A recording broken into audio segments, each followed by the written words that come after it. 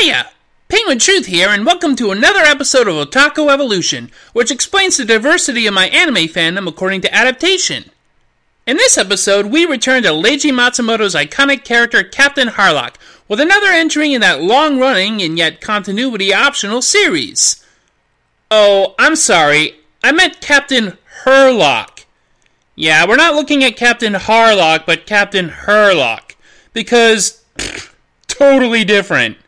You know, because even though nobody in either the Japanese or English versions pronounces it that way, Captain Harlock. It sounds like a Rule 63 version of Harlock. Except we already have that. Her name is Emeraldus. I really should cover her anime someday. I recall it being decent. Anyway, despite being based on Leiji Matsumoto's manga and characters, the show we're looking at today, Endless Odyssey, has almost nothing to do with Matsumoto himself, who even disowned it, and for a really silly reason. Go look that up. Endless Odyssey is instead helmed by famous anime director and former subject of my reviews, Rintaro, as well as Sadayuki Mirai, who wrote episodes of Cowboy Bebop, Bubblegum Crisis Tokyo 2040, as well as the show Kino's Journey. And if we can compare it to Harlock Saga, these guys clearly know what to actually do with these characters better than even their original creator. It's not often you see that, but let's face it, Harlock Saga was a whole lot of Harlock and the crew just kind of stumbling around through a crisis, affecting nothing. It's good to see them actually do things this time around. It certainly elevates it over Harlock Saga, but that's setting the bar low. The crew of the space pirate ship Arcadia have been separated for quite some time. Most of them hunted down and imprisoned by the, galactic government, I guess? And the ones that aren't long for the glory days of space piracy. But when an insidious threat creeps into view, the organism hive mind called the New, that is looking to conquer everything, Harlock re-emerges from the shadows to take them on. First, he has to put back together his team, and offers a place on the ship to a young man named Tadashi Daiba as well. Together, they'll discover the devious machinations of the New and their goals.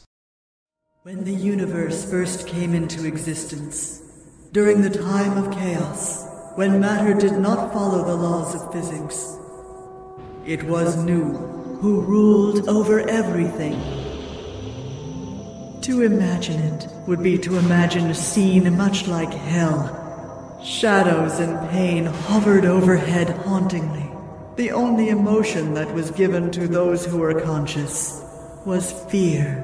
Then, out of the shadows and chaos, the twisted rope, the first sign of order, was born. The twisted rope sealed Nu, the Lord of Shadows, inside the edge of the dimensions.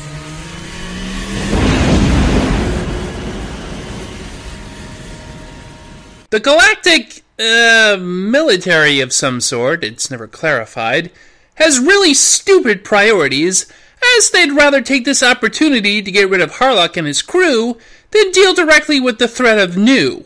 This one guy, Chief Elita, has a special hate boner for Harlock for most of this, but he gets put through the ringer by being constantly defeated by the Nu, who control his subordinates to attack each other, and goes a little crazy after this, even trying to attack the Arcadia. Himself. In a jet. What an idiot. Worse yet, the Nu seemingly destroy the Earth, possibly to make way for a hyperspace bypass. Well, okay, they're actually warping it through hyperspace or something, but Harlock at least tries to deal with the Nu, even as he gathers more of his old friends. The Nu can control people through their fear, but Harlock and the gang aren't having that. They are far too badass for that. The name of this ship is the Arcadia. Only those with hope in their hearts can come aboard this ship. No one here on this ship will be overtaken by fear. This method you use to make people obey by filling them with fear is what my friend hated more than anything else. I will not allow you to do this on my ship! That's ridiculous.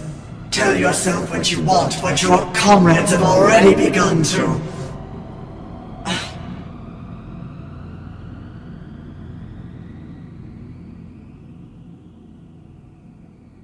There's no way that I would ever betray my captain.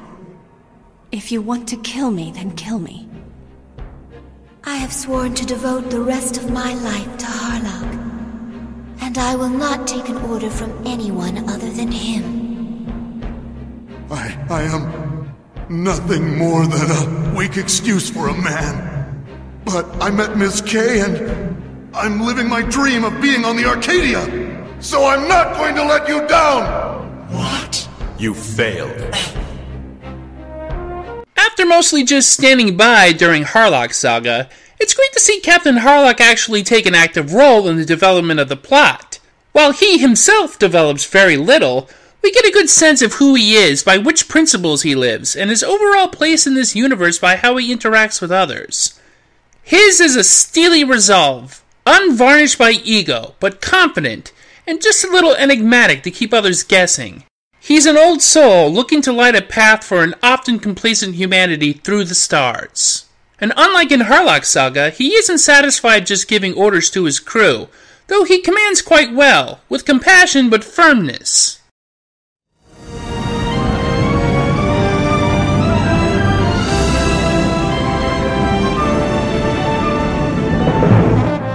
Three consecutive rounds. Fire!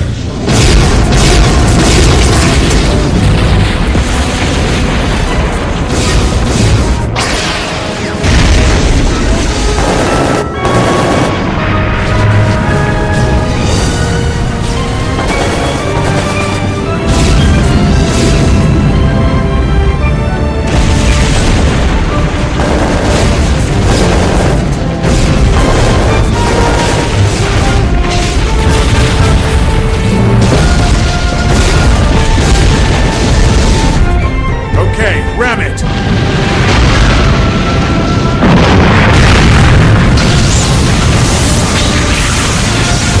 Say hello to the lovely space pirate beauty that is Kei Yuki, combat commander of the Arcadia.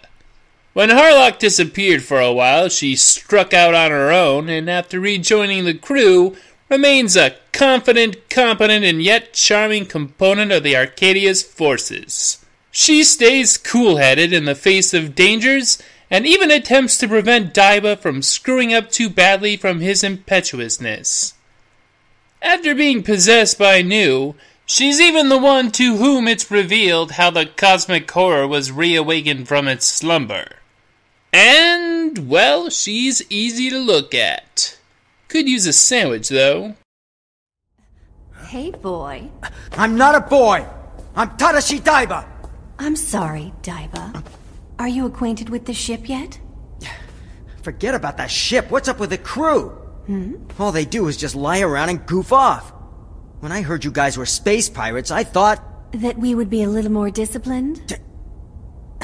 That we lived by rules set in stone? I didn't mean that. I'm just saying that these guys look like a bunch of washed-up drunks. Just like those losers back in the rubbish heaps. And that's a bad thing? So young. You're upset because you don't have your own position yet. And you're taking it out on others. That's not what I'm doing! That naivete doesn't bother me. I think it's rather endearing. Oh no, now I sound like some old lady. Short, puffy-faced, and self-possessed, the first officer and expert in bullshit science, Yattaran, is one of the grand expositors of the show. He can sling technobabble almost poetically, like it's an art form, and given the universe this all takes place in, it's even somewhat believable. In Harlock Saga, he was just that funny-looking guy who, I don't know, steered the ship, fired the cannons. He was the Meowth-sounding dude. But in Endless Odyssey, he's the guy with all the information, and a love for plastic models. But mostly the info dump guy. Here's an 8-dimensional space-time map I created that includes Nu's imaginary universe. It's based on information I gathered from the stone tablet. If this is where we are now, then the Hourglass Nebula would be on the other side of the vortex. Because Earth is heading up through it in a straight path, it means we'd have to be able to move at the speed of light in order for us to intercept it in time. Yeah, but boss, Even if we could make it in time, how are we supposed to bring the Earth back to our solar system? The Earth never left our solar system. Huh? It never left three-dimensional space. It's just that now, it's spinning towards the imaginary axis. This right here tells you how to build the serial density cannon that can change the direction of the spin. Then there's Tadashi Daiba. You remember him from Harlock Saga, don't you? Why, he was such a lively and dynamic character, what with, there was the time he, remember when he, okay, remember when he made that powerful ring that aided the bad guy in almost destroying existence because he was dared to? Good times! Well, in Endless Odyssey, Tadashi is still a bit of a screw-up. He's hot-headed, inexperienced, and carries a lot of incorrect assumptions. A lot of his hostility comes from the death of his father, ostensibly at the hands of Nu, but he'd already been on the outs with his pops over his obsession with his research. When he sees his dad dead, he just has one more reason to be angry, seeking vengeance for the rest of the show. This puts him and others around him in danger, but at least here, unlike Harlock Saga, he tends to replace his divots. Get out of here!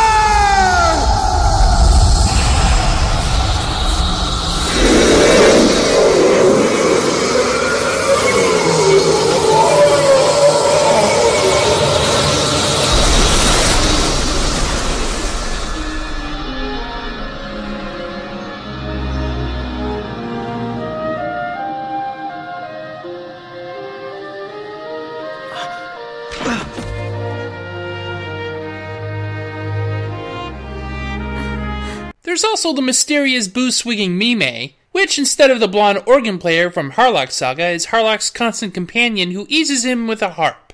Also Dr. Zero, essentially Dr. Sano from Space Battleship Yamato. And a few others as well. They don't really do much, but they do add to the atmosphere by establishing Harlock's various ties throughout the galaxy. Whenever he comes calling for them, they'll leave behind whatever they're doing to come serve him. They've presumably been with him since his early days in space. They all laughed at us. As we left, they told us the dream we were chasing no longer exists. One friend stayed behind. He held out hope for Earth till the very end. He worked himself into the ground trying to pave a path for their future. His tireless efforts took a toll on his body, and eventually he contracted a fatal illness. Halfway through achieving his dream, it shattered. And for what? Whose sake did he die for? It wasn't long after that people started getting off their lazy butts. And before you knew it, they had spread out into space following the path that we had paved for them. But they haven't changed. They're still after the same things. The people in politics, back then and today, are a pack of greedy pigs who think power answers everything. Of course, what is a cast of heroes without villains? Nu is usually represented as possessing the bodies of 4 research scientists who went to the Hourglass Nebula along with Tadashi's father. Sometimes they act as one combined entity, other times they appear to have some level of autonomy. They cause strife by turning people against each other with fear, and are capable of regeneration for both themselves and their ship.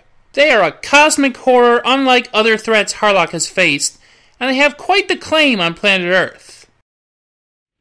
Right before being sealed away, Nu placed a curse on his own body. Any organism on any planet born from a piece of Nu will once again be enslaved by Nu. Enslaved?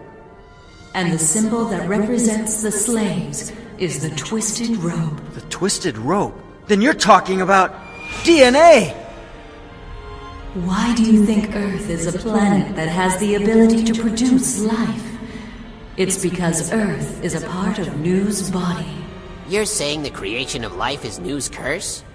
All forms of life are slaves of Nu, and at the same time, we are all descendants of the twisted rope. However, the Nu always seem to underestimate the iron will of Captain Harlock and his crew. While they can manipulate others to become obstacles to Harlock, actually possessing him or his group is proven much more difficult. This is what makes Harlock such a threat to them.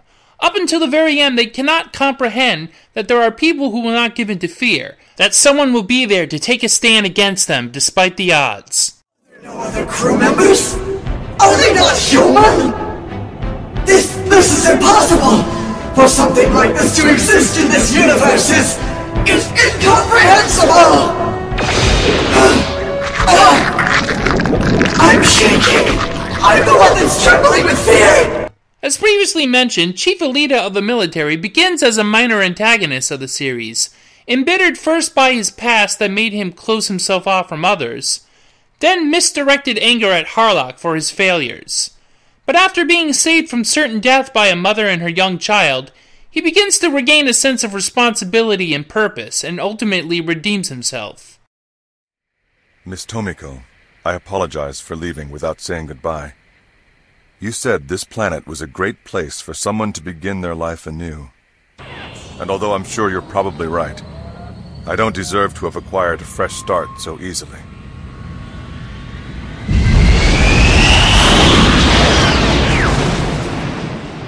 In the history of mankind, countless individuals have started wars or engaged in battles sending thousands of people to their death. And yet few of them have ever been held accountable for their actions. More often than not, they've continued on with their lives as if nothing had ever happened. I now detest those men, and I refuse to become one of them. Oh, and by the way, Chief Alita has the added bonus in the Japanese version of being voiced by the man, the myth, the legend, Norio Wakamoto. Sure, he's become somewhat of a parody of himself in recent years, but he still packs a wallop vocally.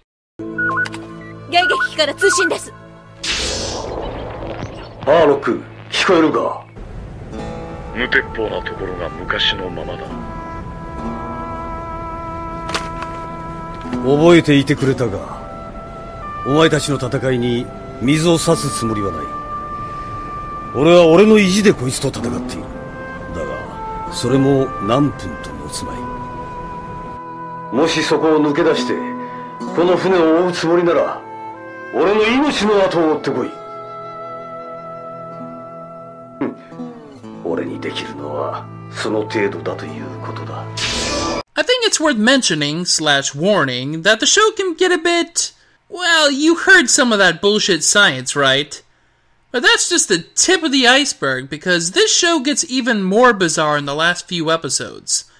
I suppose that's kind of a staple of both Harlock and Rintaro, especially the latter, but sometimes it can be hard to make heads or tails of things.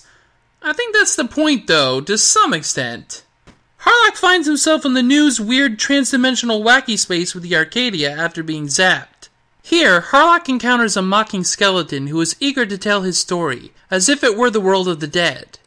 On board the ship, Tadashi is reunited with his father, or some remaining spectral presence of him, who tells him that he planned on his son boarding the Arcadia someday anyway. And Harlock is reunited with his old friend Tochiro, because, somehow he's in the new reality, and, honestly, I lose some of the nuance in the plot here. Point is, Harlock has to get some help to return and finish the battle with the new. She's probably somewhat relieved. It happened on the same day that I found the shed, after I'd been wandering around this place for so long. Suddenly, the earth entered into our world. I heard the sound of this girl's ocarina, and followed it all the way here.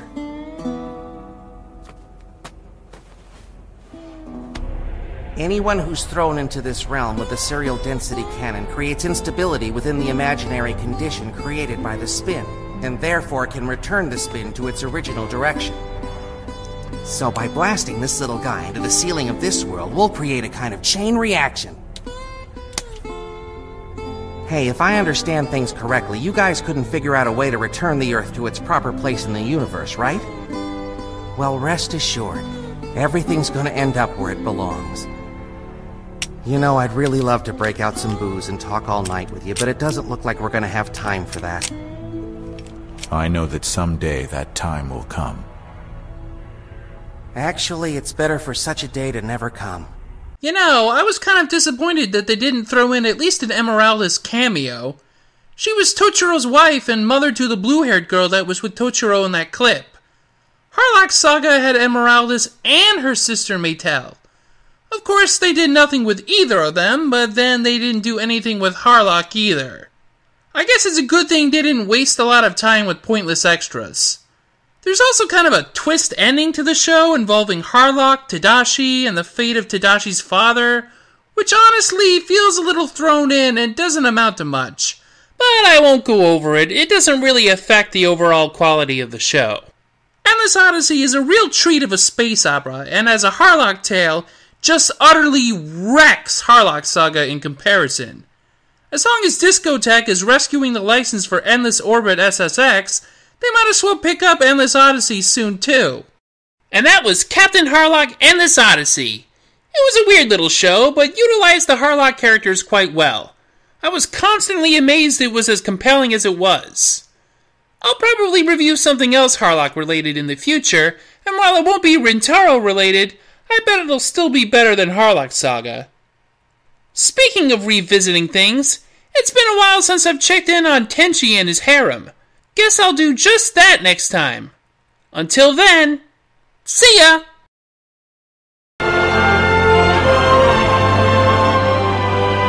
This flag stands for freedom, and I live for what it stands for.